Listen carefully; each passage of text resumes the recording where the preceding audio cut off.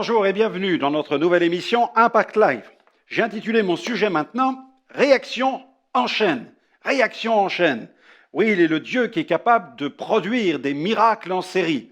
Je me souviens de cette réunion il y a quelques semaines où une dame est venue pour la première fois. Elle souffrait d'hypersensibilité aux ondes. Et alors qu'elle écoute l'évangile, elle répond au message et elle s'approche sur le devant. Et comme la Bible l'enseigne, la Bible nous commande, et Jésus l'a commandé, il nous dit « Vous imposerez les mains aux malades et les malades seront guéris ». Bien sûr, dans ce processus, il y a aussi la foi de celui qui prie, la foi de celui qui vient. J'ai prié tout simplement pour cette dame qui tout à coup était visitée par la puissance du Saint-Esprit. Et en priant pour elle, j'ai appliqué sur elle mon téléphone portable pour lui montrer qu'elle n'était plus maintenant réactive aux ondes. Cette dame ne pouvait pas supporter la présence d'un téléphone portable, elle ne supportait pas les néons dans l'église et le grand écran LED que nous avons sur le mur de la salle où nous nous réunissons.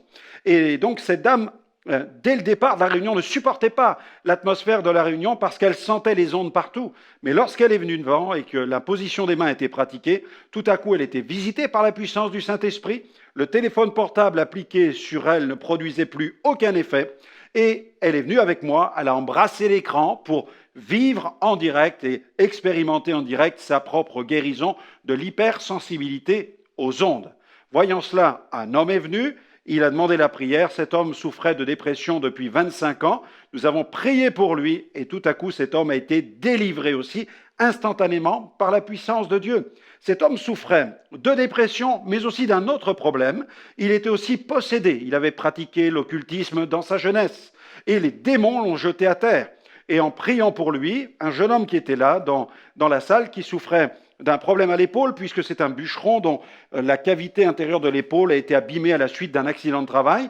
Cet homme, me voyant en train de vouloir maîtriser cet homme qui était victime des démons et qui était à terre, m'a donné un coup de main, il s'est précipité pour le maîtriser, et quand ce jeune homme s'est relevé, après m'avoir aidé, il a réalisé qu'il était guéri aussi de son problème à l'épaule. En quelques minutes, il y a eu une femme libérée d'hypersensibilité aux ondes, il y a eu un homme libéré de dépression et de possession, et puis il y a eu ce jeune homme qui était libéré de son infirmité à l'épaule. Dieu est vraiment un Dieu qui produit des miracles en chaîne. Et je vois dans les Actes des Apôtres une scène où un homme vit aussi plusieurs témoignages de la puissance de Dieu dans sa vie. Dans Acte 3, Pierre et Jean montaient ensemble au temple à l'heure de la prière, c'était la 9e heure. Il y avait un homme boiteux de naissance qu'on plaçait tous les jours à la porte du temple, appelé la Belle, pour qu'il demande l'aumône à ceux qui entraient dans le temple. Cet homme, voyant Pierre et Jean qui allaient y entrer, leur demanda l'aumône. Pierre, de même que Jean, fixa les yeux sur lui et dit « Regarde-nous ».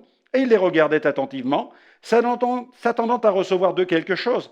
Alors Pierre lui dit « Je n'ai ni argent ni or, mais ce que j'ai, je te le donne.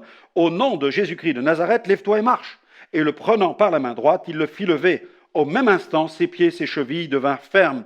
D'un saut, il fut debout, il se mit à marcher, il entra avec eux dans le temple, marchant, sautant et louant Dieu. Gloire à Dieu. Cet homme a vécu aussi toute une réaction en chaîne de bénédiction dans sa vie personnelle. Et c'est ce qui s'est produit dans la vie de cet homme qui était boiteux de naissance. Guéri par la puissance de Dieu, le texte nous dit qu'il se mit à marcher, à sauter et à louer Dieu. Le fait qu'il marche nous parle de la guérison physique. Le fait qu'il saute devant Dieu nous parle de la guérison émotionnelle. Le fait qu'il loue Dieu nous parle de la guérison spirituelle. Cet homme a vécu une véritable visitation. Il a été visité corps, âme et esprit. Et c'est ce que Dieu désire faire dans votre vie. Il désire vous visiter entièrement. Vous êtes à ses yeux une personne entière, corps, âme et esprit. Un entrelacement de corps, d'âme et d'esprit. Et Dieu est un Dieu de grâce qui désire nous toucher physiquement, moralement et spirituellement. Et il nous voit comme une entité entière qui a besoin d'être bénie. Je remarque que tous ceux qui viennent vers Jésus, quel que soit leur état de santé, quel que soit leur état moral, quel que soit leur état spirituel, parce que ces personnes tout simplement viennent dans une relation intime vers leur Père céleste, elles expérimentent rapidement les effets bénéfiques et bienfaisants de la présence de Dieu dans leur vie.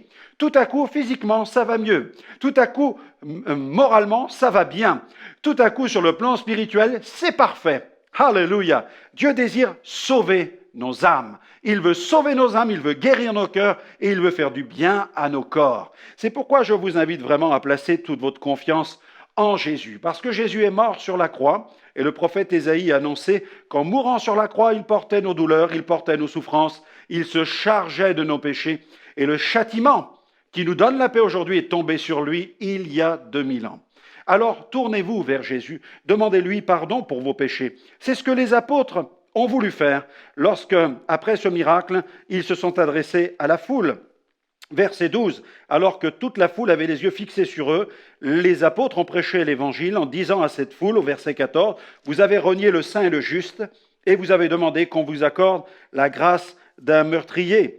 Mais vous avez fait mourir le prince de la vie que Dieu a ressuscité des morts. Nous en sommes témoins. » Et ils prêchent l'évangile. Verset 17, « Et maintenant, frères, je sais que vous avez agi par ignorance ainsi que vos chefs, mais Dieu accomplit de la sorte ce qu'il avait annoncé d'avance par la bouche de tous ses prophètes, que son Christ devait souffrir. Repentez-vous donc et convertissez-vous pour que vos péchés soient effacés. » Il y a une priorité dans cette réaction en chaîne de bénédiction que Dieu désire opérer dans notre vie. Il veut tout d'abord nous sauver, parce qu'il y a pire que la maladie, je dirais même qu'il y a pire que la mort, c'est l'enfer. Et Dieu désire nous libérer de la condamnation. Et en venant vers Jésus, il pardonne nos péchés, il purifie nos cœurs et il nous donne une vie nouvelle.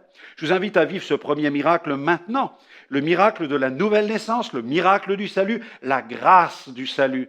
Recevez Jésus dans votre cœur, là où vous êtes. Invitez-le, dites-lui, Jésus, viens dans ma vie. Pardonne mes péchés, donne-moi ce souffle nouveau, un souffle spirituel. Viens souffler dans les voiles de mon cœur et conduis-moi vers une glorieuse destinée. Seigneur, transforme ma vie par la puissance du Saint-Esprit. Alléluia. En cet instant, recevez Jésus. Recevez-le comme sauveur, mais aussi comme Seigneur, et prenez la décision de lire la Bible et de suivre les enseignements des Écritures. Retrouvez-moi dans une prochaine émission pour continuer cette découverte du glorieux évangile. Que Dieu vous bénisse et à très vite.